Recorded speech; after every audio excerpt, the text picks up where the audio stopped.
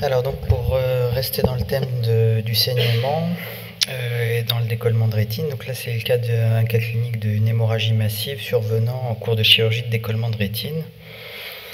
Donc il s'agit d'un patient de 30 ans qui avait un antécédent de traumatisme perforant de l'œil droit à l'âge de 5 ans. Vous voyez en fait quand il avait été adressé, donc avec une petite hernie de l'iris et une ectopie pupillaire constatée. Donc ce patient en fait avait eu une chirurgie de la cataracte avec une plastie pupillaire que je lui avais fait en 2016.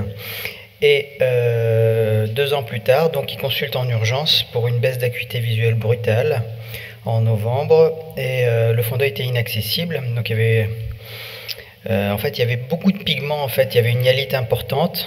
Et à l'échographie, donc on devinait un décollement de rétine avec probablement une inversion rétinienne et une déchirure géante suspectée dans les suites de ce traumatisme.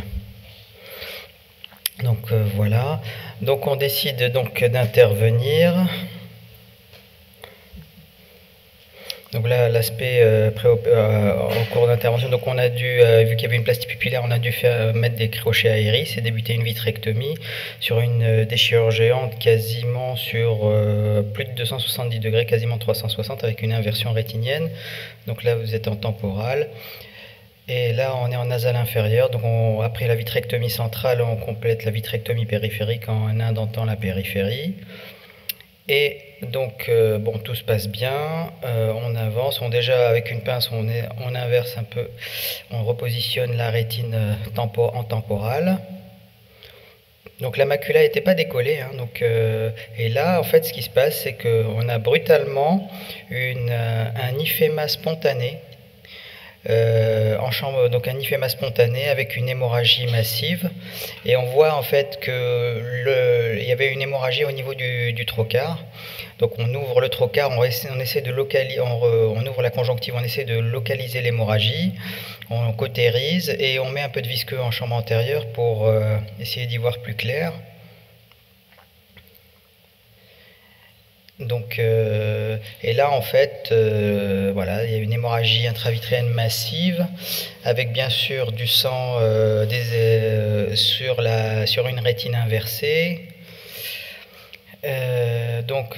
Voilà, donc on se dit va falloir y aller. Donc on commence à peler en fait c'était très très adhérent, hein, donc vraiment on était en train de peler des membranes hématique sous la rétine.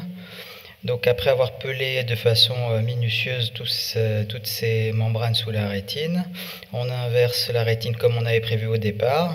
Et bien sûr on retrouve une deuxième couche au pôle postérieur, donc que l'on va aspirer au vitréotome.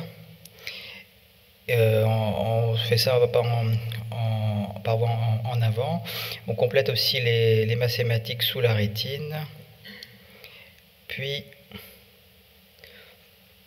là, je m'aide d'un chandelier pour être en bimanuel et pouvoir en fait réaliser les manœuvres de repositionnement de la rétine. On injecte de la décaline pour bien plaquer la déchirure géante.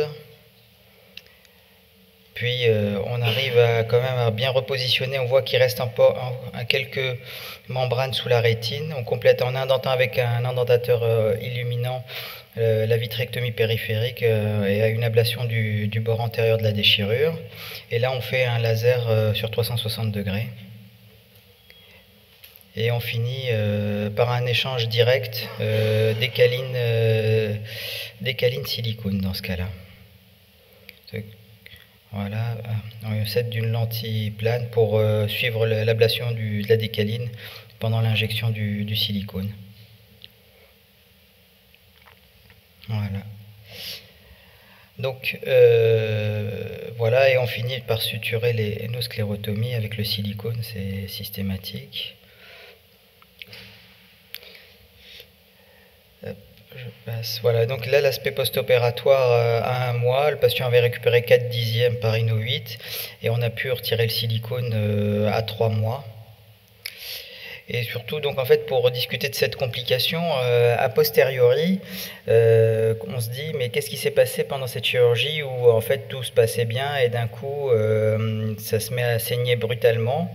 Et en fait, on avait complètement oublié que il y avait en fait, le trocar avait été mis dans la zone d'incarcération de l'iris. Et en fait, il y a probablement de l'UV. En fait, on s'est positionné dans la zone où il y avait cette incarcération. Et au moment des manœuvres, au cours de vitrectomie, ça a saigné spontanément. Donc le transconjonctival c'est bien, mais de temps en temps il faut essayer de repérer où on place ces trocars avant de débuter une chirurgie, notamment s'il y a une notion de traumatisme survenu quelques années auparavant. Oui, très belle présentation. Est-ce que tu lui avais fait une plastie pupillaire, c'est ça? Oui. Oui, en fait, il y avait une exactement. Alors, donc on avait fait une petite incision en fait du sphincter à l'opposé pour pouvoir élargir, et après on a fait un stretching pour désincarcérer l'iris de la plaie, et on a suturé en fait le bord qui était incarcéré, on l'a désincarcéré puis suturé cette zone qui était en fait finalement arrachée. Mais on a élargi un peu la pupille en faisant une petite ouverture du sphincter à l'opposé pour pouvoir recentrer la pupille. Moi, j'aurais pas forcément essayé de désincarcérer. C'était combien de temps le traumatisme? À l'âge de 5 ans. Ouais. Parce que souvent, c'est, comme tu dis, très adhérent et en fait, t'arraches plus qu'autre chose. Et le fait finalement d'inciser la pupille de l'autre côté, tu retrouves une bonne ouverture pupillaire sans avoir à aller toucher à la partie qui est incarcérée ancienne ici. Mais après, en fait, on avait stretché pour pouvoir refermer en fait de ce côté-là, parce que sinon on y aurait toujours eu cette ectopie. Pas forcément. Ah oui. Soit tu fais deux petits traits de refend, soit un seul, et parfois ça dilate un peu et ça te permet de retrouver une taille de pupille suffisante. Et de pas avoir parce qu'effectivement c'est quand tu touches l'iris et tout, ça a tendance après à saigner. Pour la chirurgie initiale en 2016, il n'y avait pas eu de complications de saignement pendant la plastie. Okay. C'est vraiment le trocar positionné à ce niveau-là qui a posé souci. Après, moi, c'est plus sur le fait, sur la déchirure géante. Est-ce que tu as déjà eu, moi j'avais jamais eu ça, je l'ai eu là il y a un mois, sur une déchirure géante où il y avait une inversion rétinienne. En fait, donc j'ai tamponné, moi je préfère mettre du denséron et quitte après à mettre du silicone. Mais en fait, à J1, le lendemain où j'ai mis le silicone, en fait, il a fait un pli en fait. Tu vois, c'est comme si la rétine avait fait une feuille de papier qui s'était pliée sur elle-même, sur la périphérie. Et donc voilà, moi j'avais jamais eu cette complication encore. Donc alors pour les déchirures géantes, d'habitude moi je passe par l'air. C'est vrai que c'est pas très les habitudes en France, en tout cas les gens passent plutôt font un échange direct. Mais juste quand on a des déchirures géantes comme ça sur 360, quasiment plus de 270 avec un risque en fait d'ectopie, là je fais un échange direct pour vraiment qu'il n'y ait pas de déplacement d'ectopie maculaire.